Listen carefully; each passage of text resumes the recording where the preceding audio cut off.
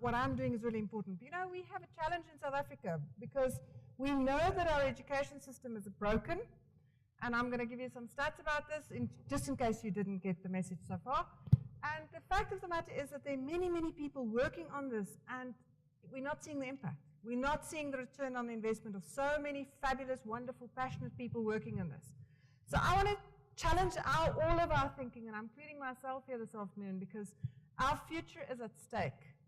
And as a mother who brought my children back to this country, I want my children to stay in this country. I do not want them to go and live in Australia and New Zealand and everywhere else, but they're going to do that if we don't fix education. So this is a crisis for our country. So we know that today the numbers still say 80% of the schools in our country are dysfunctional. That's a big number. That's a very scary number. And the number that we in this room should be even more concerned about is the fact that every year about 1.1 and 1.2 million children come into our system. Of that number, only 500,000 will reach matric.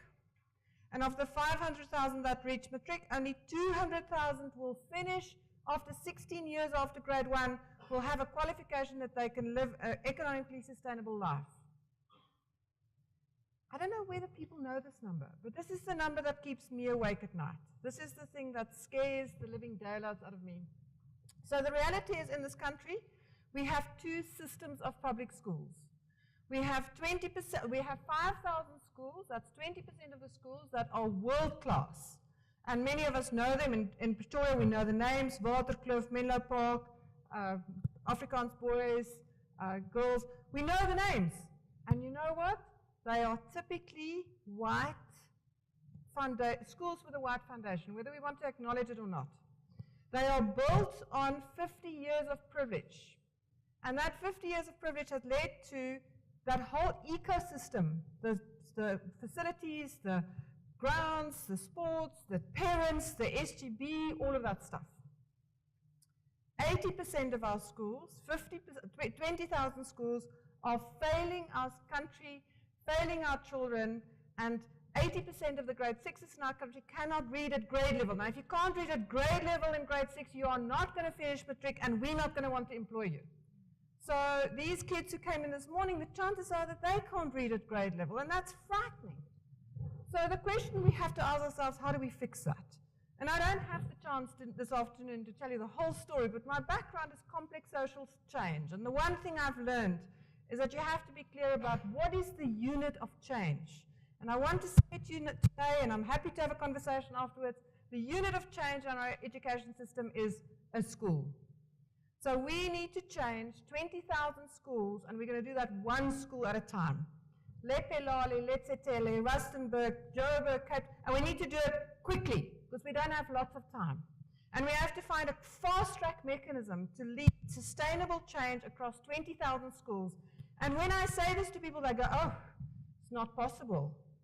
Well, then we have to accept the country is going to burn, and why don't we just leave all now?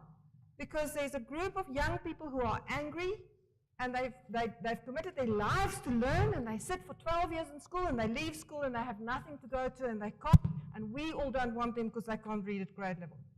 So the unit of change is the school. We have to ask ourselves, how do we do this? Now, this is just an interesting story. In South Africa, we tend to study failure. So I cannot tell you how many studies have been done to tell us how bad the 20,000 schools are doing. So it's like we want to get great marriages and we study divorce. I mean, it's not a good idea, is it? So my suggestion to all of you is let's look at this methodology that says positive deviance. Let's study the 20,000 schools that work. And here are 3 things about the 20,000 schools that work, without exception. There is a principal in every one of those schools who know what they're doing. And they got those skills through 50 years of privilege, all the way through their own experience of being extramural and leadership positions and parents who were very actively involved, and then they started their career in a school that worked very well, became HOD, deputy, all that stuff, so they know their stuff because they've been South African and typical white South African have prepared them for that role. The second part about it is that in the schools that work, there are active communities.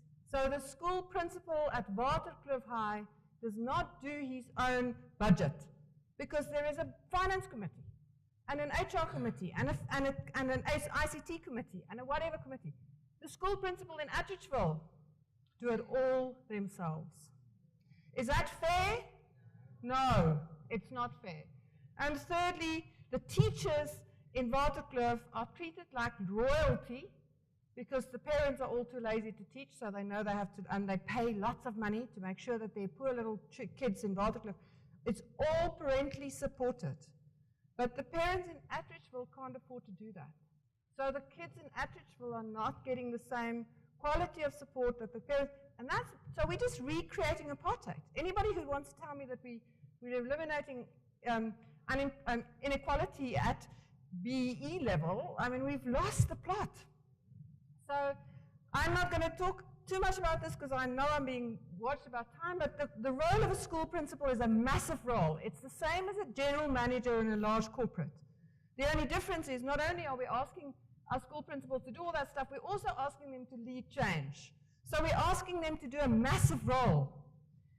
Quick summary, perspective. If you're a senior leader in Nedbank, over the last 10 years, you would have received 10 days of world-class management and leadership training every year, 100 days. Go and talk to any school principal in Atteridgeville and Mamelodi and Langa and Kailicha and say, how many days of world-class management and leadership training have you received in the last 10 years? How many? Now, how dare we do that? How dare we put a school principal who was a fabulous maths teacher into a position to lead and manage and control and all that stuff that we want them to do without any preparation? Suddenly they have to do the budget, they have to do the IT, they have to do the HR, they have to do all that, and they haven't got a clue. So they're standing like deer in a headline, and they're not allowed to say they don't know it, because then someone's going to fire them or there's going to be some drama. We've not created the support structure for that. Anyway, in the schools that work, we have principals who are equipped. In schools that don't, we don't. The next thing is the community. In schools that work, the teachers are surrounded by people, professional people. If there's a school governing body election in Waterkloof, there's a bonfire, because everybody wants to be at the school, on the school governing body at Waterkloof. School governing body election in Mamelodi, if the principal's lucky, there's an unemployed mother and a security guard and a cleaner. So the Waterkloof one has 10 professionals, a lawyer and an accountant and a doctor and a this and a that and the other, and we're just recreating inequality. I have an answer, though, before we get too depressed. And then we talked about the teachers. So how do we do this? Because we can't, in an ideal world, we'll put we'll have the prince do something, and we'll wave a magic wand, and we'll put the whole system to sleep, and we'll send 20,000 principals off to GIBS and GSB and business school, and we'll get them back, and they'll be fully equipped, and we can continue. We can't do that. We have to fix this plane while we're flying. So the answer we've come up with is to tap into one of the assets in our country. So you've all seen the World Global Competitiveness Report, where they say we number last of the last of the last in terms of education. But that same group of CEOs said we number one in the world with regard to our accountability or our auditing and reporting standards. We're number 2 in the world with regard to this. I mean, this all in terms of corporate, commercial. We're doing very well in our private sector. So I'm saying to Business South Africa, what if we could bring all these amazing business leaders? What if we could tap into that asset that we have all helped to create? Because we've sent them all to business school and we've invested in them. What if we could tap into that asset base and have this radical partnership between business, government, civil society, and start to address our education system by bringing people with a lot of knowledge and skills about management and leadership into a collaborative, co-learning, co-action partnership with school principals. We currently have 331 of these partnerships in around the country, senior execs, CEOs, heads of departments, whatever, from large corporates working, or entrepreneurs, or small business people in countries, farmers in Letsetele, miners in Lepilale, working in partnership with principals as their thinking partner, their action partner, their buddy, their friend, their supporter, and The hope is that we will have many more, but I want to just quickly tell you what's been the key to this process, because this process has now it's won a few awards, and people from around the world are very interested because they're saying this has never been done anywhere else. We've never seen this collaboration across sectors and boundaries in the way that we're now doing in South Africa. And I want to invite all of you. I've got some brochures and case studies and whatever, because we want to have all of you involved. The vision is that every organizational unit will get involved in one under-resourced school and then walk the journey and use that as the laboratory about management and leadership in a way that's not possible when you work in Nedbank and Old Mutual. So the principal said, when I first went to the principal and said, we have this idea, give me some guidance, what should we do? They said 4 things. Firstly, they said, don't come and fix us. Nobody wants to be fixed. Let go of the fixing. Secondly, don't adopt us, because you adopt puppies and babies, you don't adopt principals in schools. Now, adopt a school is a bit cross with me about this, but it's true. That's what the principal said. Thirdly, don't dump your old stuff on us. Don't bring your old computers and your pencils and your books, and now we have to be all grateful for it. You're not going to dump stuff on Waterkloof. Why should we take it when we live in Atteridgeville? Do you agree? The principal said when they bring the books, there's always peanut butter and jam between the pages, and it's not very nice for the kids to have peanut butter. I mean, that's so true. And then lastly, they said, we're very interested in being part of this partnership, but we want to know, and the principal said, we know we will learn from the business leaders, but we want the business leaders to consider the possibility that they will learn from us too. So we've created this as a leadership development program for both.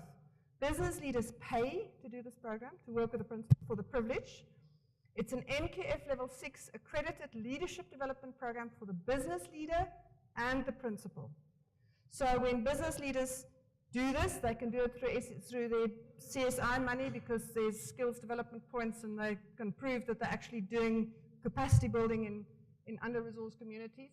I'm done. So the answer is we need 20,000 small groups of people. We've got 331.